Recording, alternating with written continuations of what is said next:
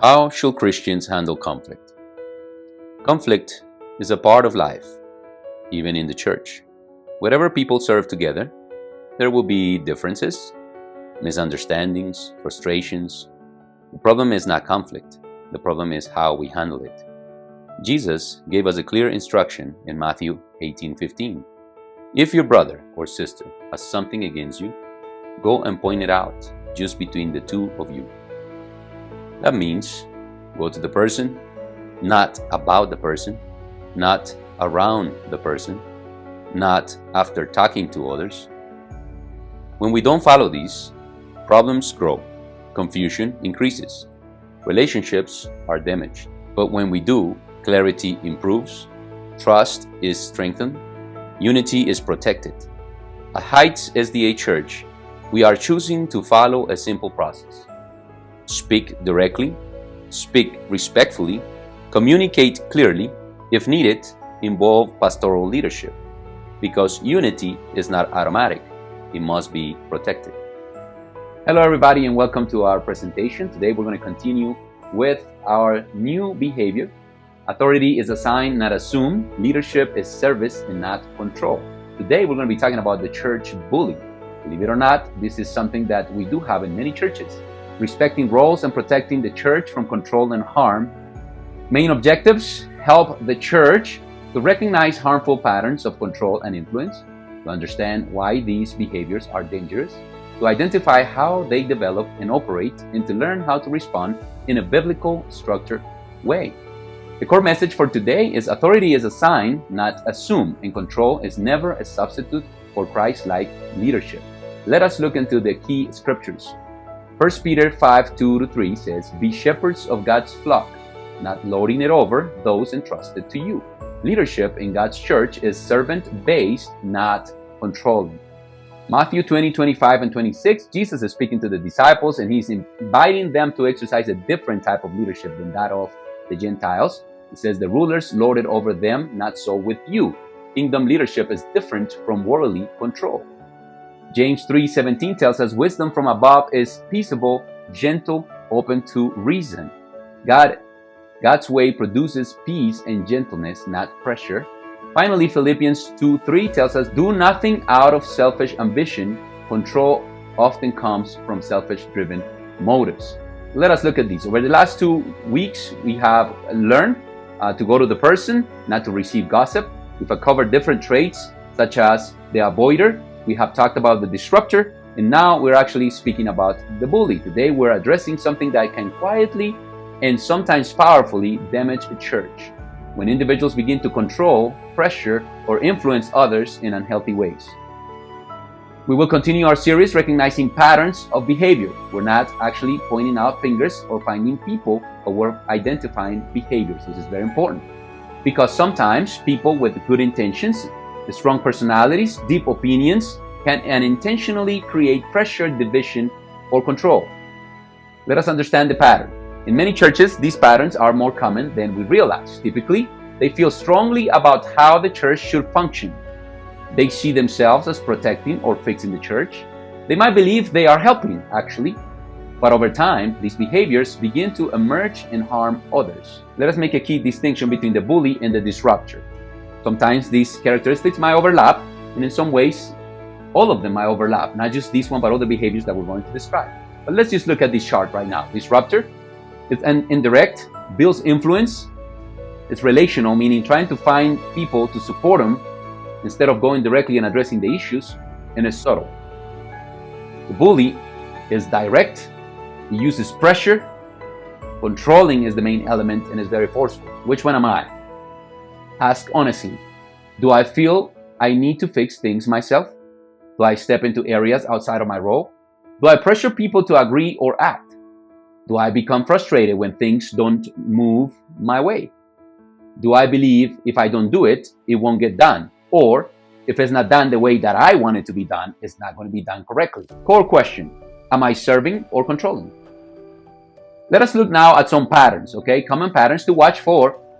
Number one, they feel like they must fix the church. See themselves as necessary to save or correct things. They struggle to trust the process. They lack empathy. This empathy issue is going to keep coming up because most of these behavioral issues will always end up with someone who lacks empathy. Lack personal accountability. It's very difficult for them to recognize that it is their mistake. It is always somebody else's mistake. They never apologize, and when they do, somehow it's still the other person's fault. They move to remove inconvenient people in order to accomplish their goals. They develop personal agendas. This is how the church should be, for example. They resist anything outside of that vision, whatever they believe is the solution, and they have difficulty meeting in the middle. They will not change in order to find consensus. Everybody has to accept their position, or else. Number 3, they seek influence and position. They might pursue leadership roles for this visibility and also to exercise control. They might exercise influence without a formal role. They don't need to be elected to anything in order to do this. Or they will utilize the role to exert influence in other people's roles or responsibilities. They gather support behind the scenes. They build alliances. They love to build alliances and create groups. Sometimes even accuse others of doing the same thing they're doing. Talk to others instead of addressing issues directly. They influence groups informally. They look for new, less experienced people that they can actually control, or they look for what they consider as weaker members. They use intensity and pressure. Strong, forceful communication, emotional urgency. Everything needs to be done right away in order to get it done the way they want. It has to be done now, and it has to be done my way. Number 6, they relied on phrases like, people are saying, or many are concerned, without clarity or accountability, kind of giving their point a bigger emphasis. They create ongoing tension, always a new issue, there's always a new concern, there's always pushing something, there's always something that needs to be done right now according to what they think should be done. What impact is that producing on the church, or that could potentially produce on the church? Let's look at this. The bully creates fear, pressure, confusion in authority, frustration amongst members and leaders, and it breaks down trust. Over time, unity weakens, trust erodes, leadership becomes strained, people withdraws from them and from the church or from leadership positions because they can't take it anymore. They cannot take the pressure. Why this happens? These behaviors are not always intentional harm, and they come from passion. People are passionate, they want to get things done. Frustration, they're frustrated because things are moving too slow in the process, in the regular process. Strong opinions, they just like to share their opinions. Or they're very talented. Since they're talented, they feel their talents should be put to use, and sometimes they put them to use in ways that are forceful or not the regular process. But here is the key principle. Good intentions do not justify harmful impact. Good intentions do not justify harmful impact. Let us look at God's design then. He would love for us to have clear roles, to have order, to have humility, of course, empathy, as I said earlier, something very difficult for the bully to exercise. Empathy is something we need. Consider others as we move forward. Mutual respect. When those break down, tension and division increases. Serious warning. When these patterns go unaddressed, what happens when the bully just goes around doing whatever he wants and nothing happens? They spread. The issues will grow. Others begin to withdraw. Healthy leadership becomes difficult and more people gets hurt. And sometimes the greatest damage happens when others remain silent. Hence, the avoider many times is the victim of the bully, but he never addresses or engages. So please do not remain silent. When no one redirects, when no one speaks with clarity, when no one follows the process, especially the email, which I've been suggesting, silence allows unhealthy behavior to grow. And we need to address it. What should we do? Well, in the event that you have identified that these are the traits that you have and it is your behavior, please stay within your role. Not every problem you see is yours to fix. Submit to structure.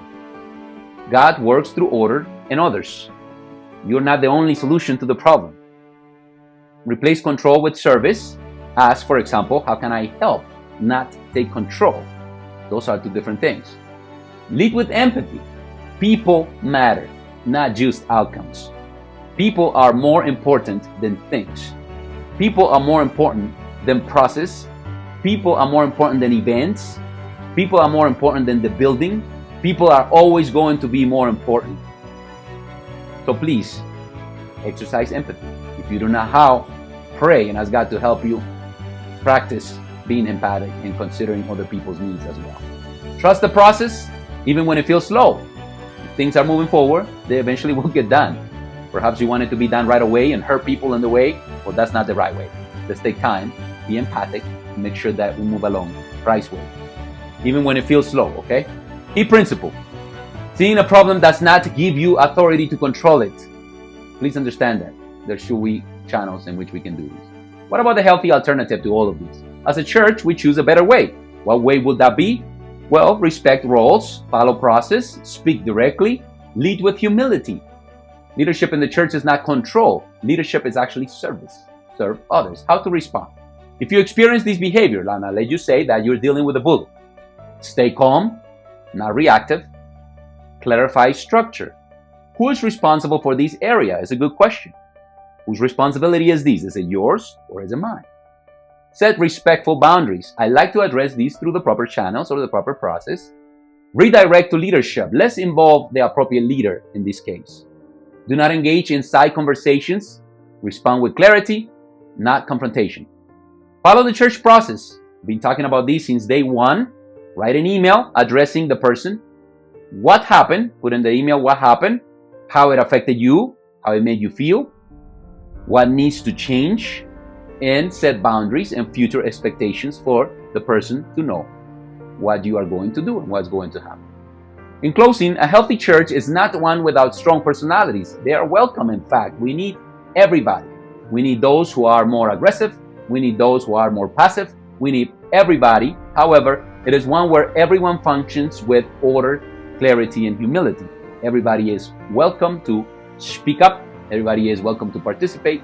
Everybody's ideas count and matter, and not just one single person has the solution to all the problems.